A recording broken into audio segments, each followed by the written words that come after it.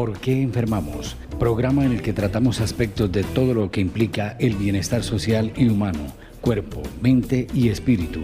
Conduce y dirige el doctor Fernando Calle, psicólogo social y psicoanalista. Escúchelo todos los martes de 10 a 11 de la mañana en Radio Sipa Estéreo. ¿Por qué enfermamos? Muy buenos días, estamos de nuevo en el programa ¿Por qué enfermamos? Buenos días, Andrés. Muy buenos días, doctor. Buenos días al director de la emisora, Abraham Umbarila Saavedra, a Danilo también, quien nos colabora en consola, y a cada uno de los oyentes que está con nosotros cada martes aquí en su programa. Muy contentos de estar nuevamente con ustedes. Qué bonito que nos acompañen y que nos pongamos en sintonía con el cambio de época. El cambio de época implica el cambio de mentalidad, y el cambio de mentalidad significa de que cambiamos patrones de pensamiento. ¿Cómo pensamos la realidad? ¿Cómo concebimos nuestro cuerpo? ¿Cómo concebimos aquello que llamamos enfermedad? ¿Cómo concebimos la relación con el otro? ¿Cómo concebimos la sociedad? ¿Y cómo concebimos la existencia como tal, en el sentido de todos los ámbitos, ¿cierto? El ámbito corporal, el ámbito emocional, el ámbito sentimental, el ámbito espiritual y obviamente pues el mental, el que implica lo conceptual. Creo que es inconveniente y llama a la puerta hace tiempo un tema que nos atañe a todos, y es cómo pensar una nueva realidad desde una conceptualización que nos permita integrar los nuevos descubrimientos de la física cuántica con los descubrimientos hace cantidad de milenios ya sobre el chamanismo, ¿cierto? La forma de integrar realidad de el sacerdote de las comunidades indígenas, que también es sanador, lo llaman curandero algunos, y cómo integrar esto con el campo de las investigaciones últimas que han implicado la mentalidad del ser humano. ¿Cómo así que han implicado la mentalidad del ser humano? Pues una de las cosas que se dio cuenta la física cuántica es que al intervenir una realidad, la realidad cambia. Es decir, cuando nosotros pasamos de creer a crear, cuando estamos experimentando, estamos creando, ¿cierto? Cuando creamos el experimento, ya estamos modificando la realidad que queremos experimentar. Esto es muy llamativo porque se creía pues de que una prueba objetiva en el campo de investigación, cualquier campo que fuera, una prueba objetiva de la veracidad de aquello que investigábamos era los resultados de la investigación. Pero resulta que los resultados de la investigación están mediados por la concepción que tiene el investigador sobre la realidad dada. Es demasiado bonito. Porque entonces, miren, si nos concebimos todos como creadores de la realidad, entonces somos experimentadores de un solo conocimiento. ¿Cómo así que somos experimentadores de un solo conocimiento? La experiencia de estar vivos, de tener una existencia propia, significa que asumimos en responsabilidad ese asunto de concebirnos como unidad viviente, ¿cierto? Como unidad existente. Y en ese sentido, Andrés, cobramos identidad. Es decir, te llamas Andrés y eso significa de que ya integraste para el mundo psíquico y el universo entero, has decretado una identidad en particular. Pero esa identidad en particular puede proceder de dos maneras. Una, como objeto. Como objeto es que la realidad te lleva y te trae. Vos no tenés una posición personal porque crees que vas a entrar en conflicto, porque tenés miedo a asumir una responsabilidad de lo que significa primero asumirse y después expandirse. La otra parte tiene que ver con que al definir tu identidad te separas de la totalidad, ¿cierto? Entonces ahí decimos que hay un universo propio. Al menos hay una entidad en este universo que se llama Andrés y que tiene unas características singulares. Ningún Andrés será igualito a otro Andrés, ¿cierto? No, Entonces, yo soy único y exclusivo. somos únicos y exclusivos. Ah, bueno, yo estaba hablando de Andrés, pero sí, somos únicos y exclusivos. En otros espacios lo hemos llamado como somos singularidades del universo, pero como singularidades con todo el potencial del universo. Uy, eso es hermosísimo porque entonces miren, a la par que comporto la totalidad, también soy expresión de la totalidad. De tal manera que podríamos decir que en términos cualitativos reúno una forma singular de expresarse de la totalidad. Todo lo que yo comporto, mi manera de ser, mi manera de situarme frente a la realidad, es esa singularidad que ha demorado los eones. Para aclarar, hago el paréntesis. Se mide en eones los miles de millones de años, ¿cierto? Entonces, hace eones que este cuerpito, esta caracterización que cada uno tenemos, se empezó a forjar allá cuando todo parecía indiferenciado, ¿cierto? La realidad parecía demasiado caótica. Pero resulta de que vamos integrando y haciendo conciencia de esa singularidad y eso es lo que nos permite recobrar para la totalidad el potencial. Miren una magnificencia que hay de por medio. Uno, recupero para la totalidad la singularidad que ya comporto, en tanto la hice consciente a través mío. Es decir, cuando yo me defino como único e irrepetible y además me comparo con la totalidad, pues ya estoy recobrando esa singularidad y le estoy declarando al universo que yo tengo conciencia propia, ¿cierto? Porque además voy a recuperar esa singularidad esto implica pues varios pasos, pero el primer paso es reconocerme en singularidad. El segundo paso es rescatar la historia personal, ¿cierto? Lo que me demoró en esta vida, en esta existencia de 40, 50, en caso de Andrés 26 años, lo que le ha costado llegar hasta ahora, ¿cierto? Recuperar la historia personal, tanto la historia perdida de los años infantiles como aquella combinación de historias que produjo a partir de los patrones que adquirió en la infancia temprana. Ahí tenemos una suerte de identidad singular. Luego está lo transpersonal, ¿cierto? ¿Cómo he existido? ¿De qué manera podría haber existido hace 200 años Andrés, ¿cierto? ¿De qué manera podría haber existido hace 500 años? Ahí estamos hablando de lo transpersonal, es decir, ya me concebí como espíritu que transmigra a través de las épocas, ¿cierto? Porque entonces cuando accedemos a lo transpersonal, entonces nos damos cuenta que estamos vibrando en la frecuencia cuántica. Ah, no, es que no soy cuerpo. Puedo cambiar según la época y según la necesidad que tenga para el momento, la singularidad de lo que me define en raza, en rasgos físicos, en caracterización de la contextura física, ¿cierto?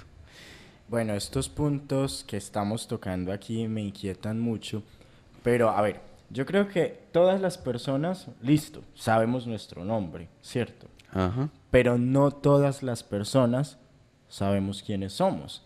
Entonces me inquieta mucho esto porque aquí estamos hablando de que hay que revisar de pronto quizás quiénes fuimos, no sé, en otras vidas, pero también creo que hay que mirar quiénes hemos sido en esta vida, en esta época. Y me parece muy curioso es porque, no sé, recuerdo mi época de estudiante de colegio y uno se encontraba con compañeros que de pronto una semana eran emos, a la otra eran raperos, a la otra reggaetoneros e incluso pues también veías como por ejemplo personas que no sé, que una semana eran heterosexuales, otra semana bisexuales, otra y así, o sea, y esto suele pasar mucho con la gente que como que no saben quién son porque yo creo que una persona que sabe quién es siempre creo que va a ir como por una misma dirección. Pero yo considero que entonces los que de pronto no han construido bien su identidad están como probando por aquí y por allá a ver cuál es. Pero entonces puede que no esté mal, puede que no está mal probar, pero entonces definirse. Pero hay gente que nunca lo define, se queda probando de todo un poco o haciendo de todo un poco y nunca tiene nada claro.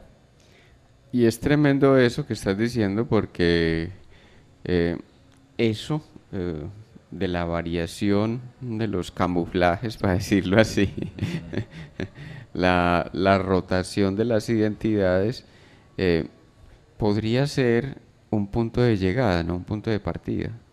Entonces vamos, los adolescentes pues son muy dados a este asunto de buscar con qué se acomodan mejor para lograr finalmente una identidad o una singularidad diferenciada de la totalidad. Pero resulta de que si no examinamos lo que define desde el inconsciente, los patrones, oígase bien, si no examinamos desde el inconsciente lo que define los patrones infantiles, que luego es lo que reproducimos en la vida posterior, nos vamos a quedar ahí en la superficie, o sea, cambiando de atuendo.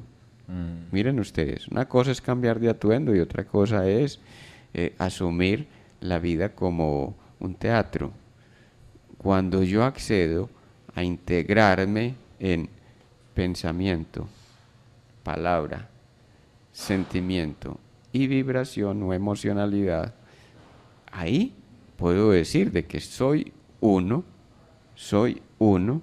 con la totalidad.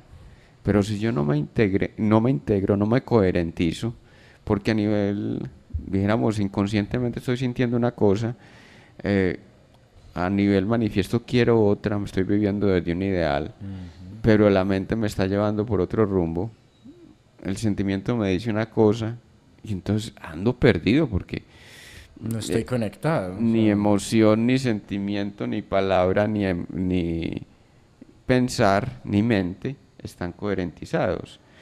Entonces el llamado es a situarnos como dueños, portadores de nuestra propia identidad. ¿Cuándo soy portador de mi propia identidad? Cuando me asumo como sujeto responsable. ¿Cómo es eso de ser un sujeto responsable? Asumo que en definitiva hay fuerzas en mí que yo no controlo, empezando porque no recuerdo dónde fue que se atoró mi sexualidad, dónde fue que en la infancia temprana tuve un trauma tan poderoso. Digo, la sexualidad es la que más troquela al yo. Y entonces salimos a defender las posiciones hedonistas o salimos a censurar el hedonismo, el placer con nosotros mismos. Y desde ahí generamos unas consecuencias. Miren ustedes, ¿a qué me refiero con el hedonismo? Pues todo lo que significa comodidad y placer es realización. Pero la sexualidad para el niño pequeño es a veces desbordante, tanto porque atraviesa la relación con los padres como en buena parte resulta amenazante para los padres, entre comillas, amenazante, o el niño la siente como amenazante. Entonces, la personita se va a defender, pero se queda defendiéndose toda la vida con los mecanismos que inconscientemente produjo para defenderse de una situación en particular. Ahora recuerdo un caso, pues para que me lo entiendan de una manera más precisa, ¿cierto?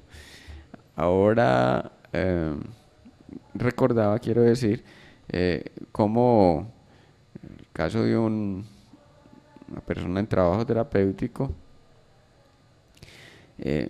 asume que su sexualidad ha dañado al padre. El padre sufre de problemas mentales. Es lo que llaman los psiquiatras actualmente bipolaridad, ¿cierto? Trastorno de bipolaridad. Trastorno de bipolaridad. Y entonces, cuando el padre entraba en crisis, sobre todo caía pues en esas depresiones y tenía que tomar droga psiquiátrica y toda la cosa, entonces el niño se culpaba y eso se le quedó inconsciente al punto que quiso apagar, miren la consecuencia para la salud, quiso apagar su sexualidad en la vida adulta. Ya cuando cumplió 32 años empieza a sufrir un problema de azúcar y aunque no había problema real, pero sufría los efectos, esos bajones de la glucosa, donde perdía hasta el conocimiento en muchas ocasiones, ¿cierto? Momentos en que se iba al piso sin causa aparente. Pero he hecho los exámenes de glucosa, he hecho los exámenes de presión arterial, toda la cosa, no aparecía ningún efecto, pero él decía que era un asunto de azúcar, ¿cierto? Y cuando comprendió que en definitiva se estaba achacando la causa de la enfermedad del padre, fue que pudo ir mejorando. Para que me lo entiendan, entonces quería mucho al padre cuando era pequeño, ¿cierto? Estuvo muy aferrado a él por una época, enamorado, pues obviamente todos los niños nos enamoramos de los padres, y el niño pues obviamente imaginó que esas cargas, esos deseos sexuales hacia el padre lo estaban era dañando, y recordó de alguna manera, no vamos a decir que de una manera muy concreta, pero el hablar del asunto le permitió entender que había hecho un pacto con su sexualidad y era mantenerla muy apagadita, porque creyó que yendo suelto con la sexualidad por el mundo iba a ocasionar el mismo daño en otra gente. Delicado este asunto. Sí. Miren ustedes, entonces hemos hecho pactos con nuestra propia realidad inconsciente, hemos hecho pactos con los familiares muchas veces, hemos hecho estereotipos, mejor acudido a estereotipos que luego creemos que son inamovibles. No, yo soy así, a mí me criaron así. No, es que yo no puedo dejar de ser demasiado cuidadoso con lo... ¿Cómo así? Yo voy a perder identidad si yo toda la vida he sido protector o protectora. No puedo dejar de ser así. Yo no voy a dejar de ser así. Pero es que mire que el hecho, una madre de familia, pues vuelvo a otro caso clínico, una madre de familia, mire que el hecho de que usted sea tan protectora, pues parece haber echado a perder al menos 2 de los 4 hijos. Ah, usted me está queriendo decir que es culpa mía. No, discúlpeme, no estoy diciendo que sea culpa suya. Estoy diciendo que tiene un factor incidente el hecho de que usted sea tan protectora. Y justamente es con los 2 menores que tiene la problemática, ¿o no? Los 2 menores, sí, el uno tiene 22, el otro tiene 24, no han salido de la casa. Ah, pues cuando una madre es tan protectora, los hijos, ¿qué le quieren decir a la madre al no salir de la casa?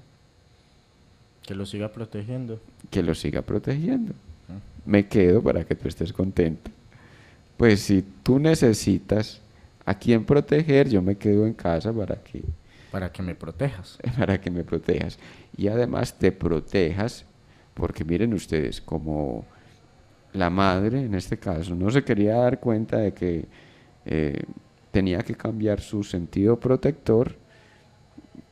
Hablo de sentido exagerado de protección, no es que la protección sea negativa, no, sino que es cuando se extrema Sobreprotección. y se convierte en sobreprotección o va por la vía de la compensación.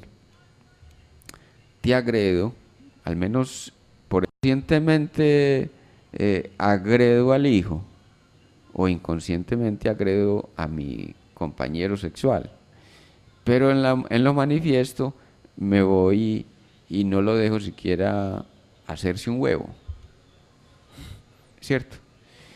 Otra técnica, lo agredo por cualquier cosita, me irrito con facilidad con él y luego quiero hasta limpiarle el rabito pues en el momento de ir al baño.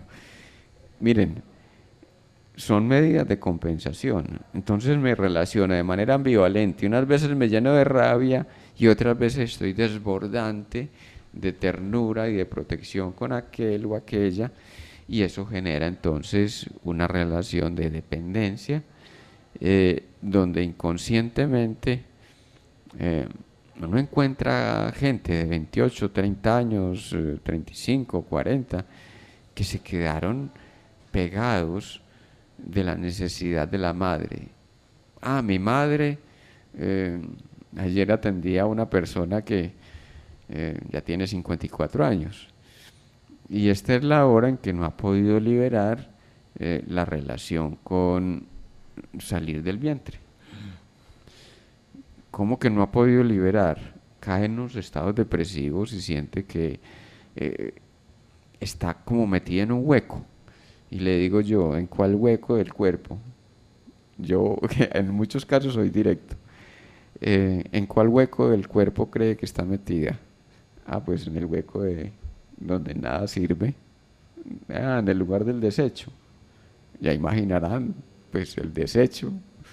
El hueco no queda sino dos salidas, la uretra o el recto, ¿cierto?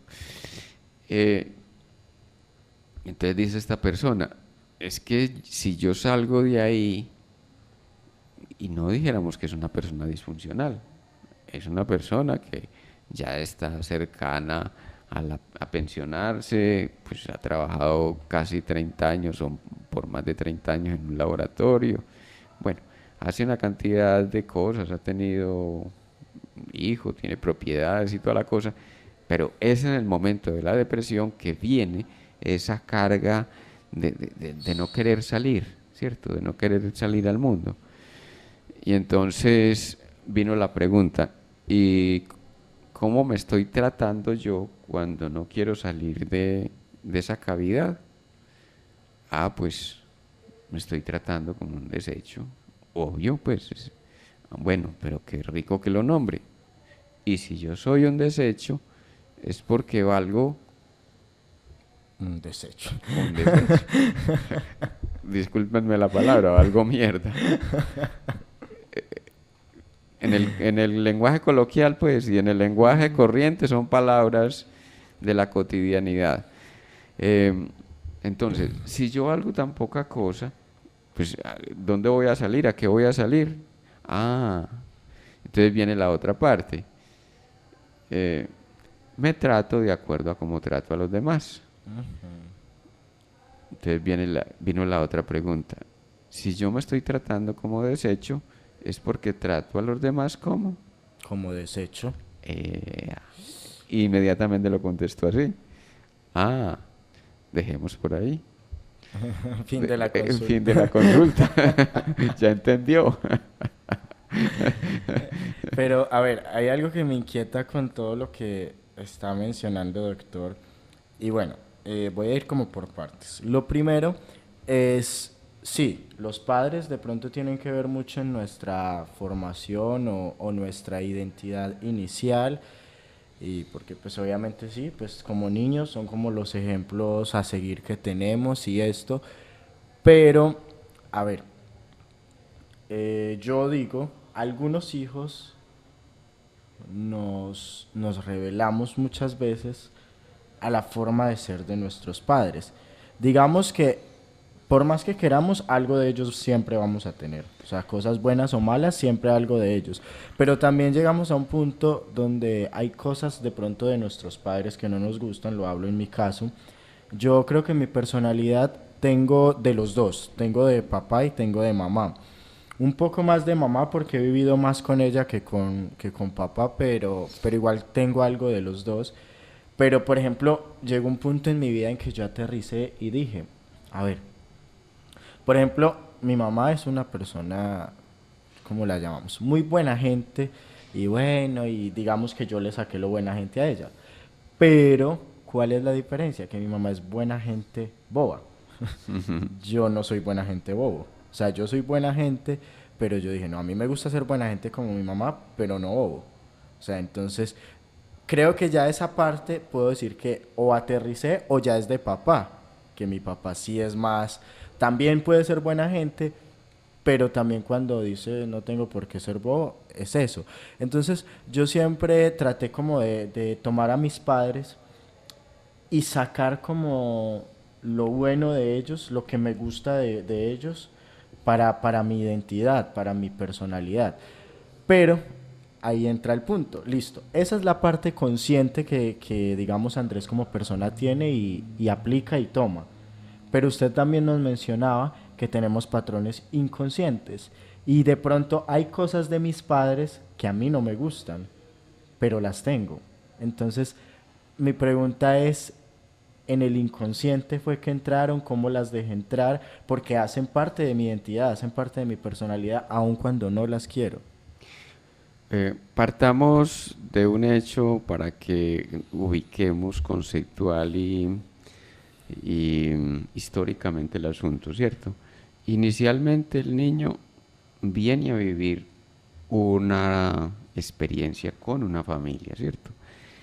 Y elige, nuestro espíritu elige y exige, para tomar ahí el término, exige vivirnos en esa experiencia que nos proporciona la frustración, el maltrato o quizá la abundancia en cariño, en atenciones, en ternuras, etc.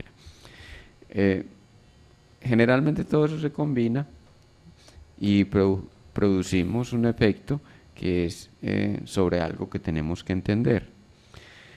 Pero haciendo la retrospectiva, ¿cierto? Haciendo el recorrido de mi vida actual hasta mi vida infantil, sobre todo cuando hacemos la recapitulación completa.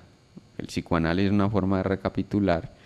Cuando hacemos la recapitulación completa, entonces hasta nos acordamos desde el momento, nos acordamos hasta del momento en que venimos a encarnar, ¿cierto? Y qué éramos antes de encarnar. Eso es muy hermoso porque entonces nos permite recobrar la identidad como seres espirituales. ¿Cuál es el estado idóneo? Separo mi historia personal de la historia de mis padres, porque muchas de las cosas que experimento como propias en realidad son repetición de esos padres. La identidad, ¿cómo la construimos? En la recapitulación se trata de reconstruir la historia genuina o la historia prístina de cada uno. A ver, situémonos. Tenemos el triángulo, ¿cierto? Venimos de un padre y una madre, como corporeidad. Nuestra historia personal está situada ahí. ¿Qué voy a hacer? ¿Como mi papá, como mi mamá? ¿O voy a ser como yo? Entonces, empezamos en un trabajo de recuperación de la identidad prístina. Recordamos en qué momento fue que tomamos la identificación con papá o la identificación con mamá. Suceden una cantidad de cosas ahí increíbles, pero voy a tomar el asunto. Son procesos de identificación. Me identifico con los padres, me identifico con los abuelos, me identifico con la familia, me identifico con los primos, me identifico con los hermanos, me identifico con los compañeros del grupo, me identifico con un colectivo, me identifico con una nación, ¿cierto? Entonces, esa construcción de identidades viene a ser como aquello con lo cual me identifico y que creí rasgos imprescindibles de mi propia personalidad. Ahí viene la construcción de la identidad, ¿cierto? Viene la construcción de la identidad, pero la identidad alienada. Es decir, una identidad que está dependiendo de patrones externos. ¿Qué es lo que encontramos regularmente? De que no nos respetamos a nosotros mismos y creímos que teníamos que ser como otros. No, yo llegué a esta cultura a entender cosas de la cultura, no a repetir cosas de la cultura. Y a ser como yo, no como otro. Y a ser como yo, moldeando los elementos de aprendizaje que reconozco en esa cultura para poder salir al universo. A ver, ¿cómo les digo esto? Llegamos a vivir la cultura antioqueña para entender una cosa que es absolutamente contraproducente, estructural en nuestra sociedad, y es el abuso sexual infantil. Óigase bien, el abuso sexual infantil, el atropello contra la mujer, el machismo ramplón, ¿cierto? O sea, la violencia intrafamiliar y la agresión en la familia, o sea, la violencia contra la mujer, el abuso sexual infantil y la violencia contra los niños, ¿cierto? Eso llegamos a aprenderlo porque nos dimos cuenta que aquí sucede algo, y es que ponemos el 30% de los muertos en el país de las violencias, pero ponemos el 30% de los hogares para estas tres, el 30% de los hogares en Antioquia especialmente, donde no se agrede a los niños se les abusa sexualmente, o donde no se les abusa sexualmente se les abusa físicamente, en maltrato, o psicológicamente también, o hay pelea entre los padres, ¿cierto? Pelea física, agresiones, y tanto psicológico como físico. Esto por hablar de lo que se publicita. Yo creo que en Colombia, especialmente en Antioquia, el nivel de enfermedad psicológico es demasiado fuerte. Gente que viene de la costa a vivir aquí y dice, pero es que aquí en Antioquia la enfermedad psicológica es muy constante. Uno encuentra enfermos por un lado y por el otro. Y aquí es otro voltaje, dicen ellos. Es otro voltaje y te vives con una intensidad que impone la cultura, pero es una cultura invasiva, una cultura del atropello. Y cuando no invadimos al otro en sus espacios, miren ustedes los andenes, cómo respetamos los andenes, por favor. Vamos a pasar por el andén y tenemos que quitar el carro. Vamos a tener que hacer lo que se estuvo haciendo en Europa. Creo que todavía se está haciendo en algunas ciudades, y es que cuando usted invade la cebra, entonces los peatones vienen y pasan por encima del carro suyo. Usted puso el carro en la acera, entonces la gente se monta por encima del carro. ¿Qué se rayó? Ah, porque lo puso ahí. Pues respete el espacio de la gente. ¿Que atravesó la moto? Ah, pues entonces cojo y me monto encima de la moto y salto por encima de ella. Hombre, esa es una manera de reclamar el respeto. Pero Y miren, si nos montamos por encima de la moto, entonces vienen los traquetos. Y entonces, ¿qué pasó pues ahí? ¿Qué parcero? ¿Usted qué? Ay, pues como la vuelta. Con la vuelta, Patri, con la vuelta Cucho. Sí, zaspa. Ey, ¿este Cucho qué? Sí, Va a ver, sí, sí. va a ver que, va a ver que, va a ver que darle un rasguño. Un rasguño, no, lo pico, mijo. Bueno, no, pero a ver. Discúlpame, entonces cierro la idea y es, ¿cómo vinimos a vivir esa experiencia, cierto? Entonces nos dimos cuenta la importancia del respeto. Y por eso estamos intentando ya no invadir a la gente, sino ayudarle a entender de que el irrespeto nos trae enfermedad psíquica, enfermedad corporal, enfermedad social y vamos a continuar con los mismos patrones de invasión si no nos ponemos las pilas. Lo que pasa es que yo considero que igual hay formas también, o sea, porque yo me analizo es como persona y a mí nunca me ha gustado hacer filas. Soy pésimo para hacer filas, me estresan las filas. Y años atrás hice una fila, me da hasta risa, porque entonces yo llegué a la fila y vi una persona y llegué y me hice en la fila. La última persona y yo me hice en la fila. Cuando llegó otra persona, así súper enojada, es que hay gente que no respeta, que se le van metiendo a uno, que no sé qué. En esos tiempos yo era demasiado mal geniado y demasiado mala clase.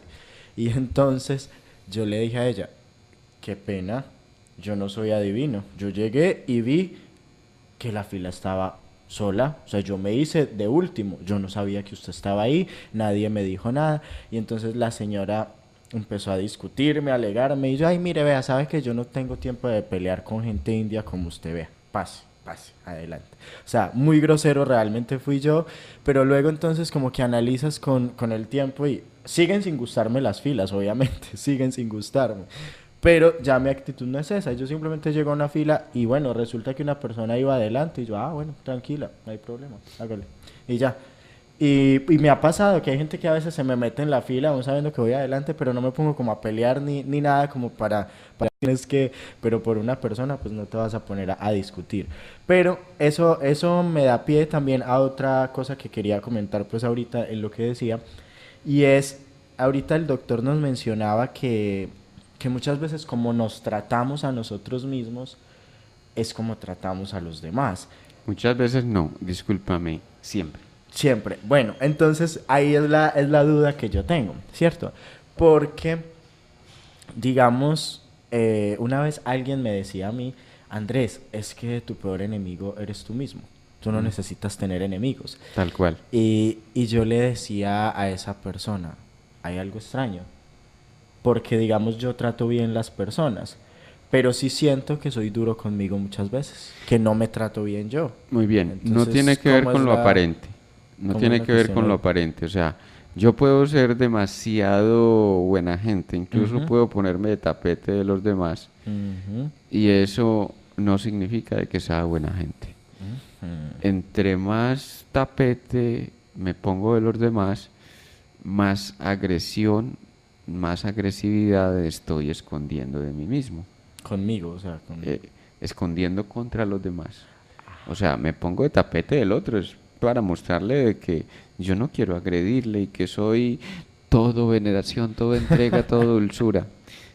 Y camino por la cresta afilada del cuchillo.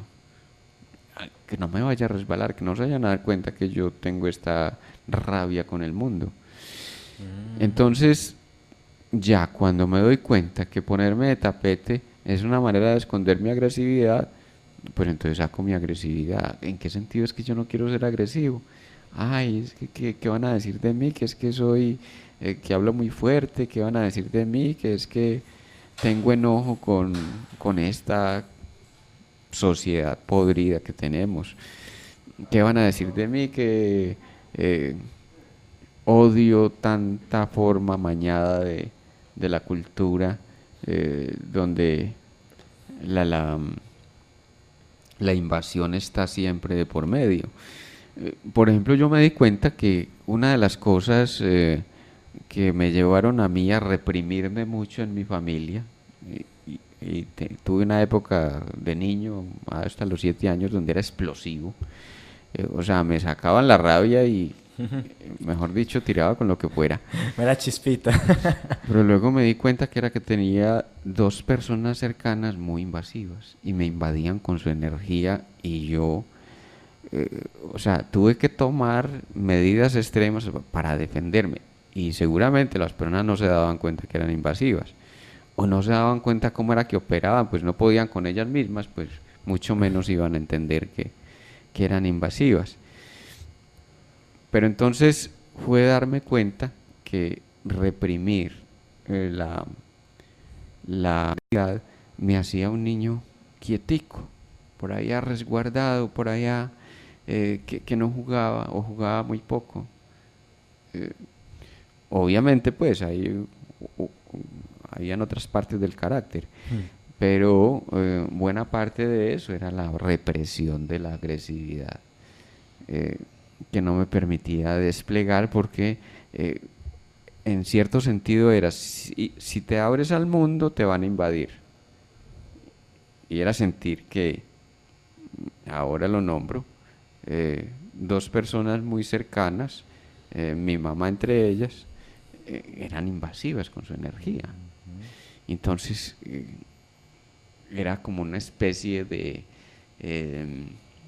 tirabuzón energético, que obviamente cambiaba la vibración y yo salía como como trapo de lavadora.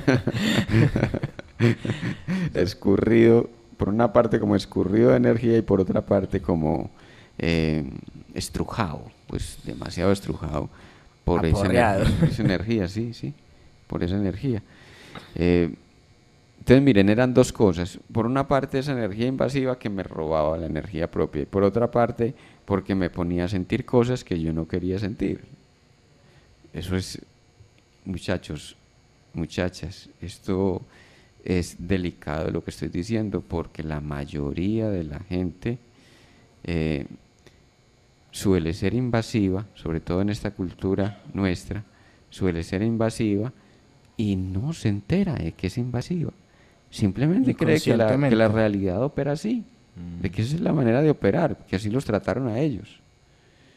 Luego yo mismo me di cuenta que también llegué a invadir a otras personas y hasta que no sufrí una especie de crisis por la invasión de ciertas energías, no repetí la invasión de la infancia temprana, no pude entender que era que yo también me comportaba de manera invasiva. En algunos casos, sobre todo energéticamente hablando. Doctor, usted mencionaba una palabra que yo creo que es muy importante que abundemos un poco en ella, y es el carácter. Yo creo que el carácter es una cosa esencial para definir la identidad. Y a ver, la gente tiende a pensar que cuando se habla de carácter se está hablando desde, ay, es que esa persona es muy brava o no sé, o esa persona es muy mala clase, ¿cierto? Y cuando hablamos de carácter no estamos hablando de eso. O sea, cuando hablamos de carácter estamos hablando de una persona, creería yo, firme en lo que es, o en lo que cree, o en lo que piensa, o me estaría equivocando, o cómo podríamos definir carácter y cómo hacemos que el carácter juegue un papel importante en nuestra identidad. Muy bien. Quería retomar el asunto de la identidad para que hablemos del carácter. Entonces, uno es la identidad, mi singularidad. ¿Cómo aprendo a separar toda esa cantidad de tontería que me monté, los estereotipos familiares, paternos, sociales, culturales? ¿Cómo me desmonto toda esa tontería? Pero tengo que comprender primero para poder comprender, porque eso fue lo que vine a entender. O sea, elegí una cultura para entender cómo es que funciona la cultura. Entendí, escogí una familia para entender cómo es que funciona. Por ejemplo, elegí una familia perversa para entender cómo es que funciona la perversión. Si no logro entender cómo es que funciona la perversión, pues no es suficiente con que yo me defienda, con que yo tome distancia. Tengo que entender, porque de lo contrario, la tendencia es o lo asimilas a conciencia o lo repites. O repites el año. Ese es el principio kármico, ¿cierto? El principio kármico es de aprendizaje, no de culpa, por favor. Entonces, ese sería como el estado ideal.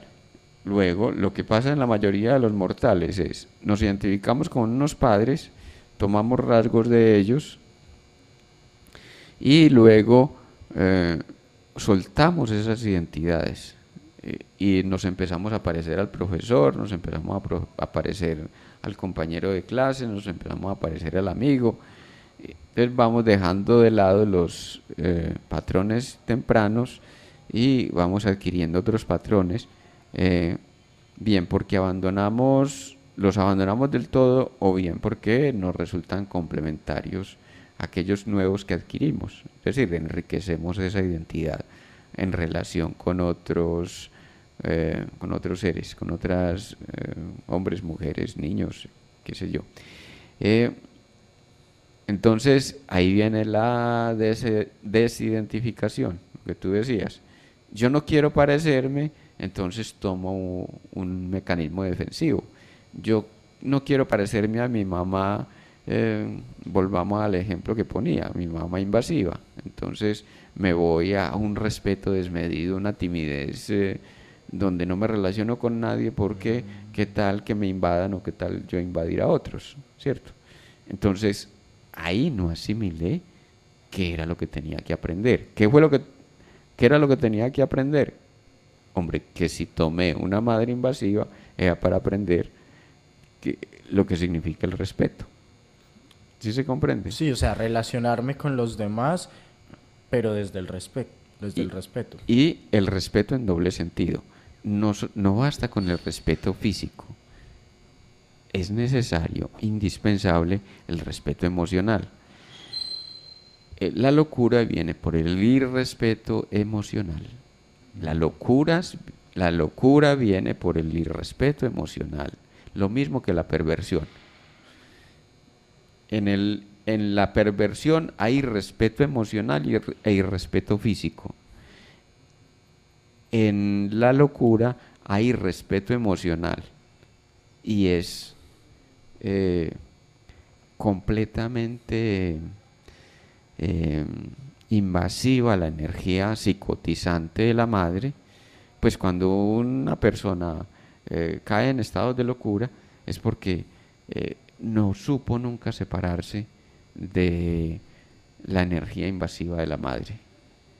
Eso es tremendo. Estoy hablando aquí de cosas delicadas, por favor, y no es para culpabilizarnos, es para entender lo que pasa con nuestra cultura. En la perversión sucede que como yo fui agredido, entonces me doy el derecho a agredir, ¿cierto? Caso, por ejemplo, Alfredo Garavito, ¿cierto? Que ustedes saben, pues el caso tan sonado nacionalmente, se le adjudican 125 casos de niños violados y asesinados. El hecho es que el padre, que era el padrastro realmente, empieza a abusarlo sexualmente y a maltratarlo de manera física. Una perversión ahí. ¿Cuál perversión? Una psicopatía, que es la más extrema de las perversiones. Me creo con derecho a invadir al otro porque yo ya fui invadido. Me creo con derecho de abusar del otro porque yo ya he sido abusado. Entonces, ¿qué es lo que estamos produciendo en esta sociedad donde la justicia no opera? Naturalizamos el abuso. Repetición. Entonces uno va a criticar a un paramilitar. Ah, no, usted lo que tiene es envidia. Uno va a querer confrontar a una persona que es agresora, y entonces, no, eso es culpa suya, ¿cómo así? Usted lo provoca. Lo que pasa con las mujeres, por ejemplo, que van a hacer reclamo, van a denunciar al marido. Ah, no, es que usted provoca a ese marido. Quiero decir que en muchas ocasiones la víctima es revictimizada porque entonces se les indica de ser la provocadora. Y en parte también atraemos ese tipo de cosas, pero vayamos a lo que significa la naturalización del atropello, ¿cierto? Entonces, miren, estamos hablando de las dos estructuras que menos funcionales son en el campo social. La perversión, que nos daña el sistema de convivencia, ¿sí? Y la psicosis, la locura, que nos daña mental y físicamente, o sea, nos inhabilita para la vida social. Y todo eso viene de la incapacidad nuestra para mantener esa identidad en casillas. ¿Cómo así?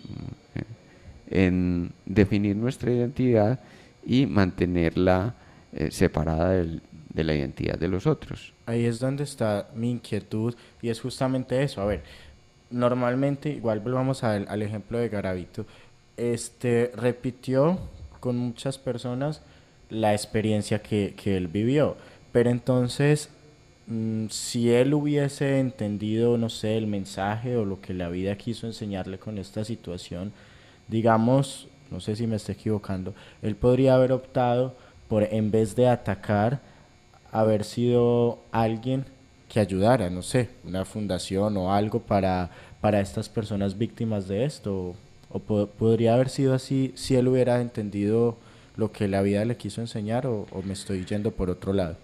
Muy bien, si eso se hubiera dado en edad temprana, pero llegó a los 12 años, donde se define la identidad sexual, y entonces él se identificó con la psicopatía como forma de actuar sexualmente.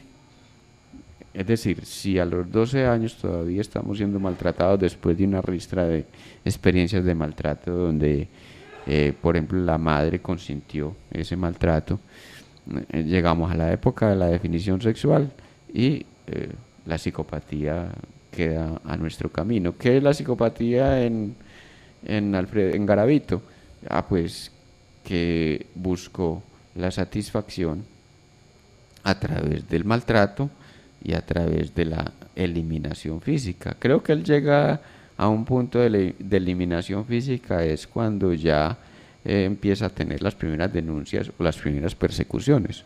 Matar a los niños y esconder los cadáveres para no dejar huella, es decir, para que no lo denunciaran. Bueno, cada uno pues si quiere ir a la casuística le toca explorar pues la historia que ya es pública, pero lo que intento es nombrar el asunto. Miren, entonces se identificó ¿con quién? Con un padre agresor. Llegó a la pubertad, pues si a mí me agreden yo voy a agredir también. Y así pues yo no me alcanzo a imaginar ese niño de 12 años, o mejor, podemos imaginarlo, ese niño de 12 años que fue castigado hasta la saciedad y cómo el niño llegaba a la convulsión física. Pues tanto castigo puede llevar a la convulsión física que inconscientemente queda en el lugar del orgasmo.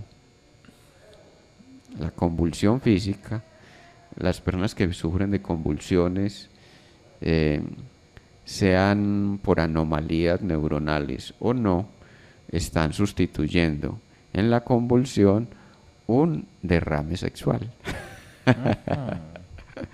Están llegando al orgasmo. Entonces, miren, estamos hablando de, por ejemplo, por contraidentificación, él hubiera podido construir una identidad diferente si la adolescencia, la pubertad especialmente, no hubiera estado acompañada por ese despertar de la sexualidad nuevamente. Estamos poniendo ahí un condicionante. Entonces, volvamos al hecho. La contraidentificación es un mecanismo que va a querer compensar aquello que en el fondo sentimos que somos, ¿cierto? Entonces yo soy muy agresivo y me comporto de manera muy pasiva. Soy muy activo y me comporto de manera llevadera, muy condescendiente, ¿cierto? Pero también está la reidentificación, como con los años van retornando las identidades o las identificaciones tempranas, sobre todo cuando no hemos hecho separación de las identificaciones que tomamos en la infancia temprana, cuando no hemos hecho conscientes esas identificaciones que nos vinieron de la relación con el pecho, la relación con la madre como portadora del pecho, la relación con las heces fecales. Miren ustedes la identificación del personaje que nombrábamos ahora, cómo se identifica es con el desecho. Entonces la persona depresiva, tanto la persona depresiva como la persona adicta está identificada con el desecho, con la sustancia, inconscientemente se identifica con la sustancia dañina, venenosa. Estamos hablando entonces de que no se trata de identidades manifiestas, se trata de las identidades y las identificaciones inconscientes que adoptamos frente a diferentes realidades. Esta cosa es ya bastante compleja como para decir de que la vamos a pasar por alto, ¿cierto? ¿Cómo cambiar entonces la mentalidad? Cuando aceptamos que podemos cambiar el pasado. ¿Cuándo cambiamos el pasado? Cuando accedemos a las primeras identificaciones. La identificación con el pecho, la identificación con el padre, con la madre. Y ahí modificamos entonces nuestro pasado y accedemos realmente a nuestra propia identidad, accediendo a patrones que nos permitan estar en renovación continua. Doctor, ¿cómo accedemos a esos patrones inconscientes? Porque a los conscientes listo, pero ¿y los inconscientes que han formado nuestra identidad? ¿Cómo acceder a ellos? Muy bien. Ya tocaría pues un trabajo psicoanalítico, un trabajo, estoy hablando de posibilidades, ¿cierto? Son al menos 8 caminos, ¿cierto? A cada uno nos será funcional uno diferente o será complementario el uno del otro. Un trabajo psicoanalítico que es para recapitular y reconstruir, ¿cierto? A veces los psicoanalistas no son reconstructores, sino que son acompañantes. Guías. Dijéramos, algunos psicoanalistas asumen la posición del maestro Zen, y el maestro Zen está para acompañar, no para interpretar o ayudar a reconstruir. En mi caso personal, pues, tanto acompañar como reconstruir o ayudar a reconstruir son pertinentes. Hago los dos procesos. Pero entonces también hemos nombrado aquí la recapitulación, que es una técnica tolteca, la ensoñación, que es también una técnica mexica, de los mexicas, de los llamados aztecas. En realidad no se llamaban aztecas y no mexicas. Aztecas fue un nombre que le pusieron los españoles. Está la técnica del retiro espiritual, donde a través de las enseñanzas y las experiencias en los retiros, experiencias grupales, nos permite activar recuerdos o fantasías, situaciones de otras épocas que pueden ser procesadas a través del grupo, ¿cierto? También está, son técnicas, dijéramos, más blandas, diría yo, como es la meditación, porque estás más al día a día, ¿cierto? O sea, lo que surgió, me surgió un dolor, entonces me voy a meditar el dolor. me voy a meditar sobre el dolor. Me surgió una tristeza, voy a meditar sobre esa tristeza. Muchas veces la meditación ha hecho bastante daño porque nos lleva por una precipitación espirituosa, es decir, no nos deja vivir la verdadera humanidad. ¿Por qué? Porque nos vamos al ideal de conexión con la parte luminosa, y la idea es vivirnos en humanidad. Estamos aquí para vivirnos la humanidad, o como humanidad, ¿cierto? Otra técnica es el ayuno. Como a través de ayuno puedo acceder a mi propia realidad más pristina, más profunda.